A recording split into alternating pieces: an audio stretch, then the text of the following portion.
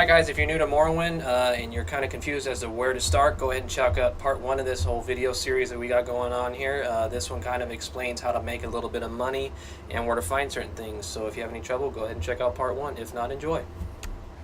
Now, what we're going to do is I'm going to show you how to instantly start making money so that you're not just stuck in where you are. That, I think, is half the pain of whenever you start a new game of any kind, is you are always just so handicapped and stuff unless you know certain things. This room right here is going to be, I guess, your so-called first paycheck right here. They have so much stuff in here that you can just take because nobody's in here, so you don't have to worry about anything. But if you did want to, and there was somebody in here, the way how you go about doing this and stealing and knowing whether or not you can steal without getting caught is you hold control, and at this bottom left of my screen, down where the health, magic, and endurance bars, you see the fist, and you see the hand grabbing a piece of loot. That lets you know that you are, in fact, invisible from somebody seeing you steal something, so that they cannot take you to jail or anything like that. So I take everything. I don't care what it is, it all has a price to me, I sell that. As you can see, I've installed bread. So I'm just going to take all this stuff. Always read books. Books give you a chance to gain a skill point in something without you doing anything other than clicking to take it.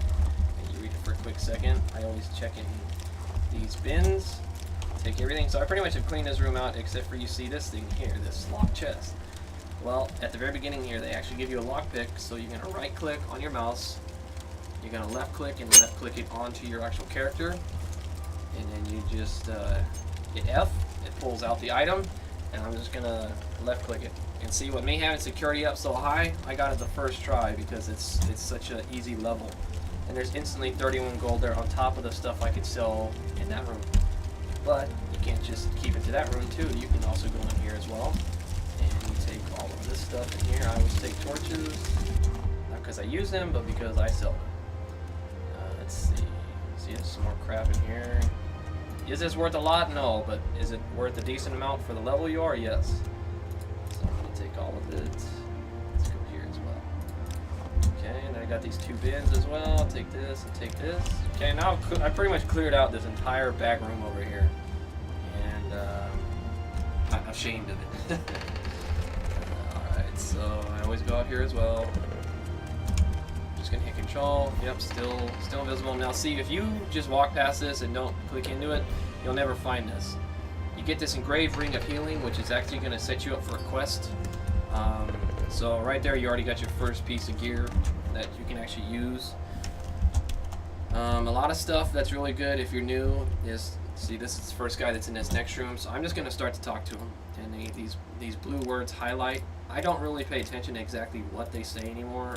I just know that the more that you talk to it, the more chance you have to update your journal with a quest that you might be able to get more information off of and actually get some loot. So now I'm done talking to him. I really don't care about that guy. I never really have. Okay. So now this is the door you just came out of. Now that ring I just gave you starts a quest with this guy, but the only way you get this quest initiated is if you actually talk to this guy. So you talk to him, and the first thing he says is, hope the Imperials treated you okay, I swear they took my ring. So you hit this ring button, and then he asks you a question here, basically saying, oh, have you found it? And if you want to kind of get it back, you pretty much tell him, yes, I found it here, take it. So you give it to him. So you think you might have lost it, but no. There's another quest later on in this building right here, I believe, that you can go and talk to someone and actually find his little stash, and he goes out hiding stuff. And you can actually retake it back, so it's like you never lost it to begin with. I'm going to hit tab and go into third person. I'm really fond of third person when I'm just generally walking around. I think it's a little easier. So basically, once you come out there, you talk to the guy, you take a left. And now this is where I'm going to start to introduce you guys into actual, I guess, hidden pieces, I guess, that most people probably don't know of right at the beginning. But basically, once you go up and over this, you want to get onto this rock here. And this stump right here, most people just walk by it, but no, you want to sprint holding down shift, and you want to get into it because, bam, you found your first weapon right there, and it's enchanted. And I'm going to go ahead and take it. So there's that. That would seem simple, right? You got the first piece of gear again. I'm going to go over here. Now see, I am not stealth right now. For some reason, somebody can see me somewhere, so I'm not going to take it because I do not want the guards on me. In here, there's this person. Otherwise, I would open this chest right now and steal whatever's in it. But since she's so far down below, you can actually go almost all the way up, and you can see that I am now stealth again, and I'm going to start to steal more stuff. Here's a prime example of the books I was talking about. See how expensive that is? $300. I'm probably going to learn something from it. And right there, as you can see, you've gained knowledge from this book, and my unarmed skill has gone up to 6. So I'm going to take that and just sell it. I mean, that's good money for this. I'm still taking everything. Nothing. Okay, nothing. And that's it. Now I'm going to walk back downstairs because there's not much upstairs. Oops, sorry. And let's see. So now after you've gone and done that, we're going to go actually sell stuff now because we have caught most of the stuff that we need. Actually, let's see. What would be the best thing to do right after that? No, I need a weapon first before I go. Okay, so after you get all this stuff in this main town, now you want to sell some stuff so that you can actually get a weapon. Weapon and some armor. If you go out there, you're more than likely going to be screwed to actually do anything after it. So I'm going to go in here. This is the trader. Cool thing about this game is you can actually barter with them, but you got to be careful because you can actually get worse deals by doing it too aggressively and kind of pressing the guy too much. Now right here, this thing up top, this 80 out of 100, it's basically explaining your relationship with this guy. I don't know exactly why we're so high already, but most people are not at 80 out of 100. That means this guy's going to give me fairly good prices for my stuff. I either sell him or buy him, which is absolutely awesome, but I don't know exactly why. So right now, as you can tell, I still have all this shit I picked up that I really had no use for. So I'm going to just left click almost everything here. If you want to, you can hit spacebar to actually get going faster on stuff that is of high quantity. Okay.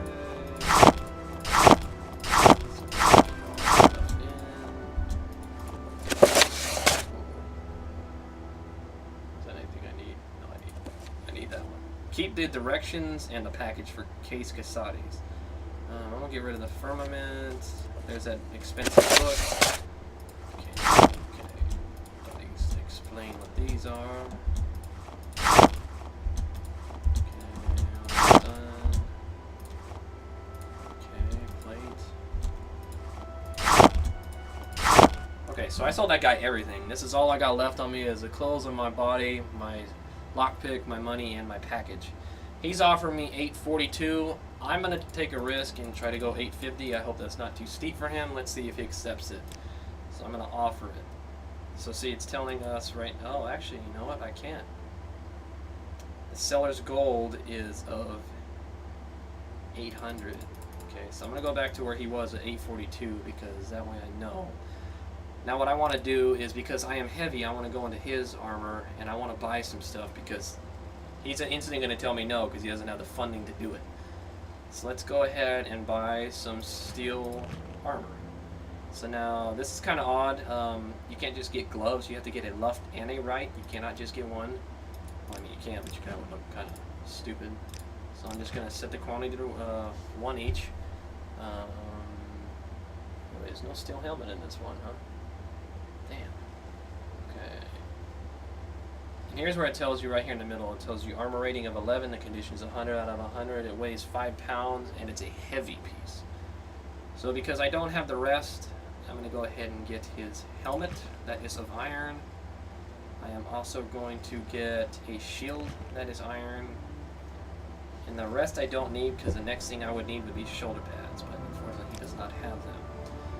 I chose earlier that I was a longsword, or should I say a long blade, but I'd rather stick to a sword and board because I chose block as well, so I'm going to go ahead and get a standard longsword that is the better damage. So let's see, that's a two-handed, so that's an iron broadsword. It does about 12 points of damage each time, and it is one-handed. See, I'm going to go with this because this is one-handed and it does overall better top-end damage than the one I was looking at. So I'm going to go ahead and choose one iron longsword. Okay, so now I have that. So I'll make sure that is one-handed. Okay. So now we're down to 520 after I just purchased all this stuff from this guy, which is fairly useful. Let's see. How much is this guy charging for the bow? I'm going to get the bow simply because if I just want to initiate with someone, I don't have to get in their face and I might be able to get a crit on them. So I'm going to go ahead and buy a bow as well. And I'll go ahead and get the expensive stuff. Why not? Really didn't cost me all that much. Magic, another good thing to look for is usually potions, but it doesn't look like he has any of good use. So I'm gonna try something. I'm gonna up him 3 more gold, which is not a lot, but it helps as far as you gaining better status with the merchant. And let's go ahead and offer this, see if he takes it. And he did. And now look, we're up to 81 now with him, which means I'm gonna get even better deals. And then if you keep doing it well enough, you'll actually get him 100 out of 100, and he'll give you the best price you can. Let's go ahead and go out of here.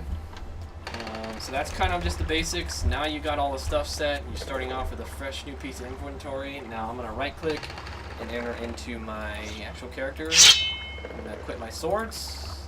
I'll go ahead and equip my arrows just to get them ready. The shield,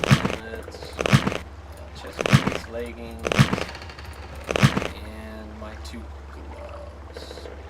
Gauntlets, okay? So I'm going to right click out of that and hit tab. So guy doesn't look perfect, but he looks a lot better than he did, and he actually has some armor to go along with it, along with 500 gold in my pocket.